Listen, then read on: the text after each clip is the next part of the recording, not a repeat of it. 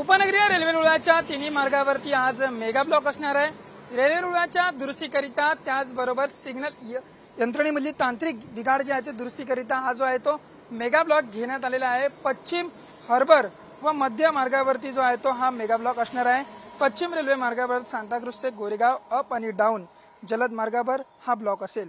त्याचप्रमाणे जलद मार्गावरील लोकल सेवा सांताक्रूझ ते गोरेगाव स्थानकादरम्यान धीम्या मार्गावरती वळवण्यात येणार आहेत।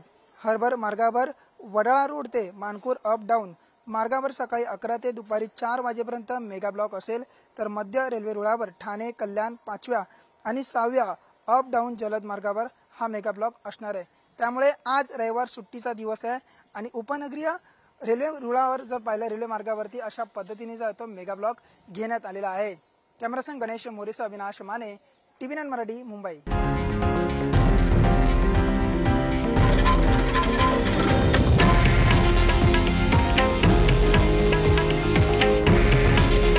हे आहे देशातील नंबर 1 न्यूज नेटवर्क आणि आपण पाहत आहात TV9 मराठी। काळजी तुमची, हित महाराष्ट्राचं।